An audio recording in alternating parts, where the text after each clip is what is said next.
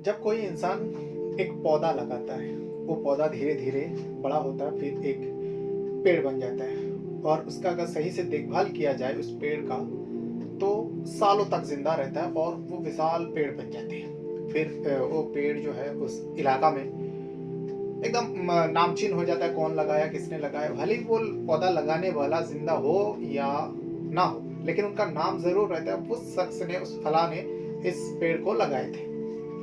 आज मैं इस बात को क्यों कह रहा हूँ? देखिए, ये जो एक मर्डर हुआ है पुणे के अंदर, लोहागढ़ किला के अंदर, जिसका नाम होता है केतन। केतन का मर्डर हुआ है। केतन को खाई में गिराया गया और गिराने वाला उसी का होने वाला बीवी थी, जिसका नाम सिया होता है।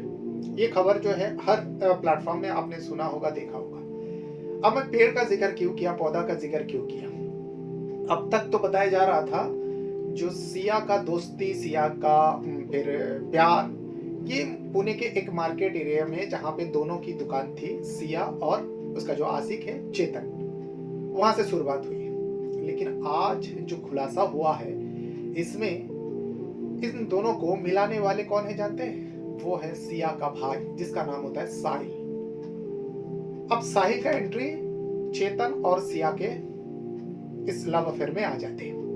साहिल से आज फ्राइडे के दिन बहुत पूछताछ किया पुणे पुलिस ने। साहिल ने पूरी बात बताया और उससे पहले केतन के मौत को लेकर यह भी बताया जा रहा था, जो केतन जो है डुप्लीकेट वो बाल लगाया करता है, यानी विग लगाया करता है। जैसे किसी का बाल नहीं होता तो कम होता, तो अभी का दौर पे वो विग लगाते हैं ताकि वो स्मार्ट दिखे, अच्छा दिखे। या फिर जैसे कि आप देखिए कैप पहन के घूमते हैं। अब देखिए मेरा भी बाल कम है, तो इसीलिए मैं कुछ दिनों से ये कैप को यूज कर रहा हूँ, ये टोपी को पहन रहा हूँ ताकि लुक अच्छा दिखे।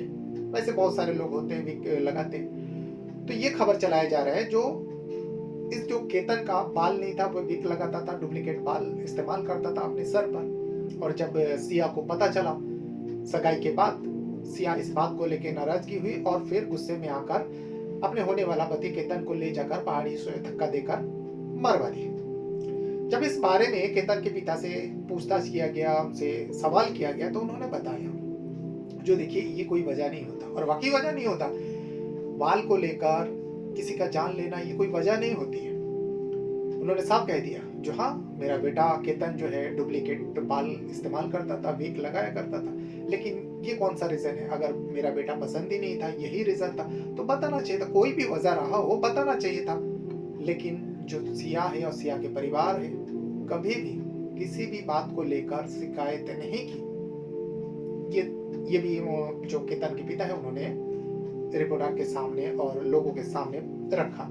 अब बात आती है, तो फिर सिया का दोस्ती चेतन चौधरी से कैसे हुई, जिससे वो प्यार करती थी और जिसके लिए केतन को मारी। तो इसके जो पीछे का जो मेन वजह है, जिसने भी चेतन और सिया को मिलवाया है ना, वो है सिया का भाई साहिल। साहिल क्रिकेट मैच खेलता था और चेतन भी क्रिकेट मैच खेलता था, और दोनों एक ही टीम में था, साहिल और चेतन। यानी पहले से ही साहिल और चेतन एक दूसरे को जानता था, एक दूसरे से बातें भी करता था।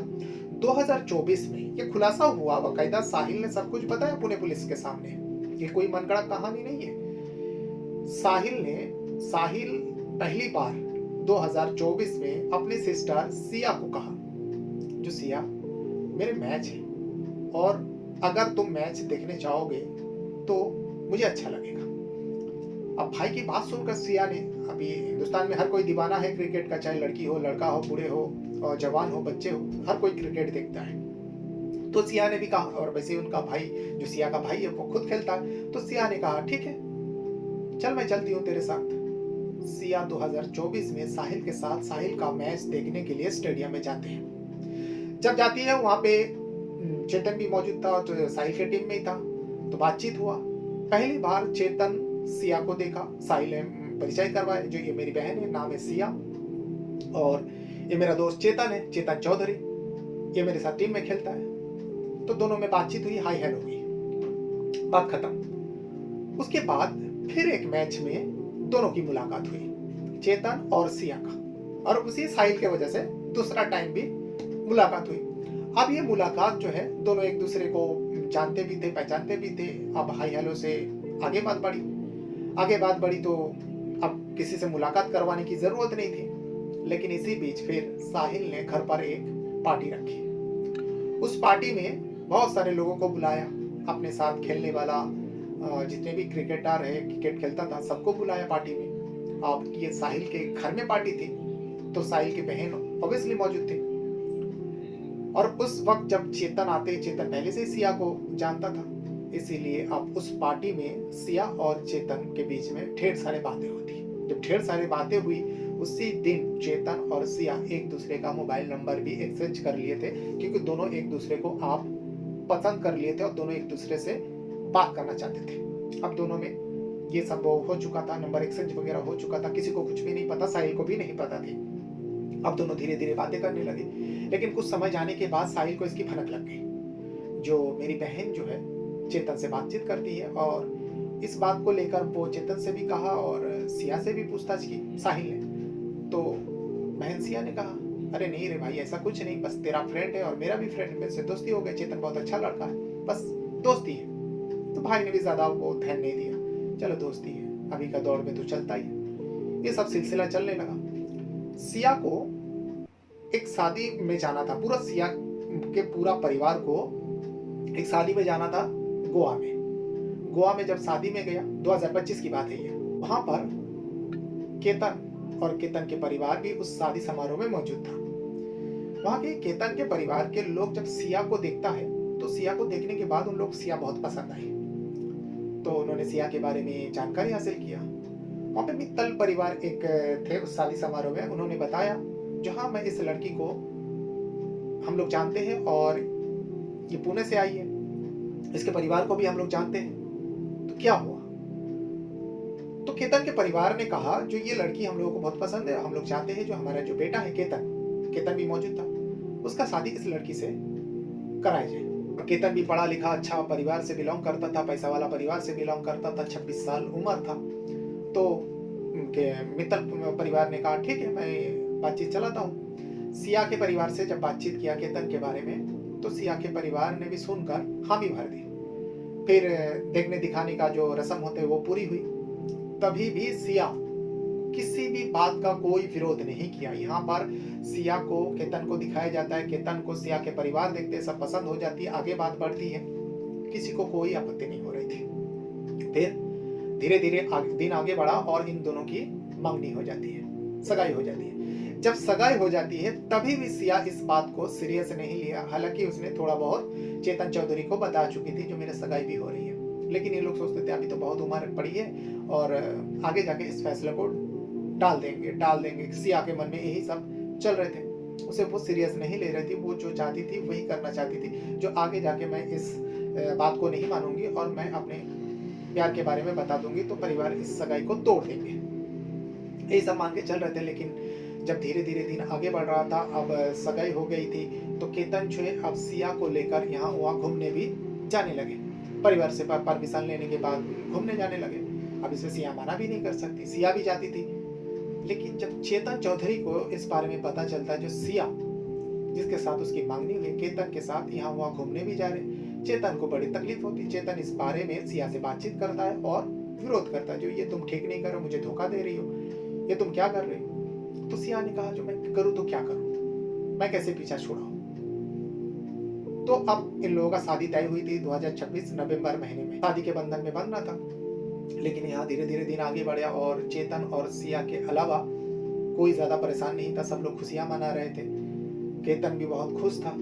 लेकिन यहाँ पर अब चेतन नहीं चाहता था जो सिया अब केतन के साथ कहीं भी जाए, लेकिन मना भी नहीं कर सकते, तो करे तो क्या करे। फिर इन दोनों को जाना था, केतन को और सिया को जाना था लोहागढ़ किला में घूमने के लिए। केतन ने सिया को कहा, सिया भी ये जैसे जाती थी वैसे ही केतन के साथ उस लोहागढ़ किला में जाती है। और जाने के बाद वहां पे पहली बार उसे आइडिया आती है 31 मई को केतन और सिया जो है ट्रैकिंग के लिए उस लोहागढ़ किला में गई थी। जाने के बाद सिया को पहली बार आइडिया आया जो अगर मैं यहाँ से केतन को नीचे गिरा दूं तो इसकी मौत हो जाएगी और फिर ये सारे रिश्ता टूट जाएगी, खत्म हो जाएगी, तो फिर बाद में जाके मैं अपने प्यार के बारे में घर वाले को बता दूंगी। उसके दिमाग में ये प्लान आया। उस प्लान को वहां सोचने के बाद आके चेतन चौधरी से बातचीत किया, तो चेतन ने कहा अच्छी बात है, जब नेक्स्ट टाइम जाओ तो तुम अपने होने वाला पति केतन को मार देना।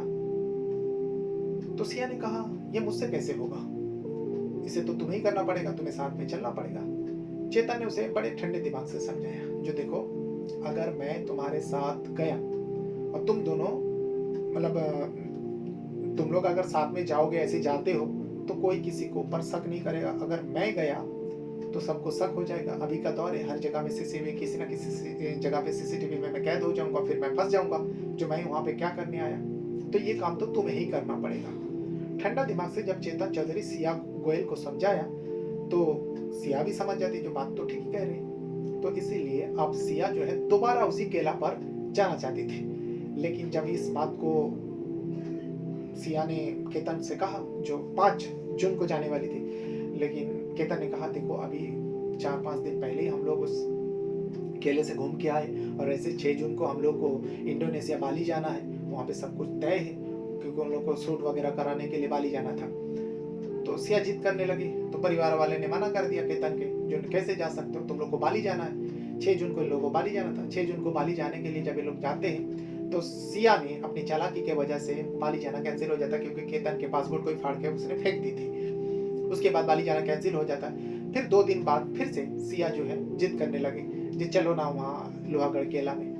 तो केतन ने पूछा सिया से, जो तुम अभी तो बार बार तुम वहाँ केले में, ऐसा क्या है जो तुम बार बार वही कह रहे हो, जो केले में चलो केले में चलो। तो इस पर सिया ने कहा, दरअसल मैं पहले कभी नहीं गई थी, लेकिन तुम जब उस दिन लेकर गए थे ना 31 को, 31 मई को, वो केला घूमने में मुझे बहुत अच्छा लगा, तो मैं फिर से वहाँ जाना चाहती हूँ। केतन ने अपने परिवार से बात किया, तो परिवार वाले ने कहा देख बेटा, पहले भी वो जाना चाहती थी 5 जून को, हम लोग ने मना किया तो नहीं जा पाए, और फिर तुम लोगों का बाली जाना भी कैंसिल हो गया। अगर इस बार मना करूँगा तो सिया को थोड़ा बुरा लगेगा। एक काम करो, जाओ तुम लोग घूम के आओ। अब किसको क्या पता था जो आखिर केतन के साथ सिया क्या करने वाली है। परमिशन मिल जाता, केतन और सिया 14 जून को उसी केला पर जाती है। लेकिन इस बार भी केतन बच जाता है। बचता कैसे? सिया खुद केतन को पुश करती है, यानी धक्का मारती है। लेकिन केतन का किस्मत अच्छा था, वो एक पेड़ के सहारे से बच जाते हैं, पेड़ में वो अटक जाते हैं। फिर जब केतन ने पूछा, जो तुमने मुझे धक्का क्यों मारा, मैं नीचे गिर जाता तो मैं खत्म हो जाता, तो सिया ने एक बहाना किया था, जो सांप आ गए थे, सांप से बचाने के लिए तुम्हें मैंने धक्का मार दी। पूरा बात पलट देते। केतन को लगा, रे मैं इसको पर इसने तो मेरी जान बचाई और मैं इसी के ऊपर भड़क रहा हूँ। उसे अपने गलती का एहसास हुआ, जो मुझसे गलती हो रही थी। इस वजह से अब केतन जो है सिया को कुछ नहीं बोलता। इस बात को परिवार वाले से भी डिस्कस किया, सारे लोगों के सामने सिया अच्छा हो जाती है। लेकिन दोबारा 18 जून को उसी केला पे सिया फिर से केतन को लेकर जाते हैं। लेकिन इस बार चेतन भी गए हुए थे। चेतन क्यों गए थे? क्योंकि इस बार जब सिया असफल होकर आए, पूरी बात समझाया, सिया ने बताया मुझसे नहीं होगा, तुम्हें जाना ही पड़ेगा। अगर मैं धक्का लगाऊंगी तो केतन को मैं मार नहीं पाऊंगी, मैं डर जाती हूँ, मुझे डर लग जाते हैं। और इससे पहले भी 14 जून को जब मैं कोशिश किया, उतना तेज धक्का मैं नहीं लगा पाई, मैं डर गई थी। मुझसे नहीं होगा, तुम्हें साथ में जाना पड़ेगा। और उसी प्लान के तहत जो है चेतन चौधरी 18 जून को अपने ऑफिस में, अपने दफ्तर पे मोबाइल छोड़कर अपने एक पहचान वाला कलीग का मोबाइल लेकर वो लोहागढ़ केला जाते हैं। वहाँ पे नंबर के जरिए नहीं, इंस्टाग्राम आईडी के जरिए सिया से बातचीत करते हैं और हुडी पहन कर, ताकि उसके चेहरा किसी सीसीटीवी में कैद ना हो, हुडी पहन के अपने चेहरा छुपाकर सिया और केतन के पीछा करते हुए मौका मिलते ही केतन को धक्का मार देते हैं। और फिर केतन 350 फीट गहरी खाई में गिरता है, उसके चिथड़े हो जाते हैं, उसकी मौत हो जाती है। और फिर उसके बाद ये पूरा घटना लोगों के सामने आते, पूना पुलिस उस बॉडी को रिकवर करके उसका पोस्टमार्टम कराते, और धीरे धीरे ये सब बाहर आते और ये पूरा सच्चाई सामने आते। आज जो फ्राइडे था, शुक्रवार के दिन साहिल से पूछताछ हुई, सिया से पूछताछ हुई और चेतन चौधरी से पूछताछ हुई, लेकिन तीनों से अलग अलग पूछताछ हुई। कल शनिवार को पूना पुलिस जो है सिया और चेतन चौधरी को आमने सामने बिठाकर पूछताछ करेंगे जो कौन इसमें सच बोल रहा है, कौन झूठ बोल रहा है। लेकिन पुलिस को जो सवाल किया गया, पुलिस ने दोनों अलग-अलग से इन दोनों का सारे जवाब मिलाव करते हैं। दोनों का जो जवाब है एक दूसरे को चाहते थे और एक दूसरे को पाने के लिए ये सारे घटना को उन दोनों ने क्रिएट किया। अब दोनों को आमने-सामने बिठाकर जब कल पूछताछ होगी और भी कई सारे सच्चाई सामने आएंगे। लेकिन अब पूरा सच्चाई के बाद अब पुलिस को सबूत जुटानी है, पुलिस को अदालत के सामने प्रूफ दिखाना है, तब इन दोनों को सजा मिल सकती है। खाली सिर्फ इन दोनों का कबूलनामा से इन दोनों को सजा नहीं मिलेगी। कोर्ट में जाकर अगर पुलिस कोई सबूत नहीं दे पाए, कोई प्रूफ नहीं दे पाए, तो इन दोनों आसानी से मुकर जाएंगे और इन दोनों को सजा नहीं मिलेगी। लेकिन हाँ, इसमें एक अच्छी बात है, इसमें जो केतन के ओर से केस लड़ेंगे जो वकील हैं, उनका नाम सुनकर ही आपको लगेगा जो केतन का इसमें जीत होगी, क्योंकि वो कोई छोटा मोटा वकील नहीं है। उनका नाम है उज्जवल निगम साहब। उज्जवल निगम साहब जो बड़े बड़े केस लड़ते हैं, जो राज्यसभा का सांसद भी है अभी फिलहाल, उनके हाथ में केतन का केस है। और सिया के ओर से कौन केस लड़ेगा इसके बारे में अभी बताया नहीं गया, क्योंकि सिया के परिवार से कोई वकील नहीं किया गया, क्योंकि सिया के परिवार खुद चाहते अगर सिया इसमें दोषी है तो सिया को भी मौत की सजा मिली। लेकिन सिया का जो पिता है, जो बीमार चल रहे हैं, जिनको आईसीयू में रखा था, फिलहाल जनरल वार्ड पे हैं, उन्होंने कहा जो अगर सिया ने इस काम को किया है, उस केतन को मारा है बिना वजह, तो सिया को भी बिल्कुल उसी तरीके से, जिस तरीके से केतन को मौत दिया गया, उसी तरीके से सिया को भी उसी पहाड़ी पे ले जाकर, उसी चोटी पर ले जाकर धक्का मार दिया जाए, ताकि उसका भी मौत उसी तरीके से होए, उसी दर्द के साथ होए। इससे ज्यादा मैं और कुछ नहीं बोल पाऊंगा। ये सिया का पिता का कहना है। अब इंतजार है पुलिस के सबूत और फिर अदालत का फैसला। आप इस घटना के बारे में क्या कहना चाहेंगे? सिया को क्या सजा मिलनी चाहिए, चेतन को क्या सजा मिलनी चाहिए, या फिर कुछ और नए राज सामने आएंगे? अपना राय कमेंट में जरूर दीजिएगा। बहुत बहुत धन्यवाद करता हूँ। Thank you very much.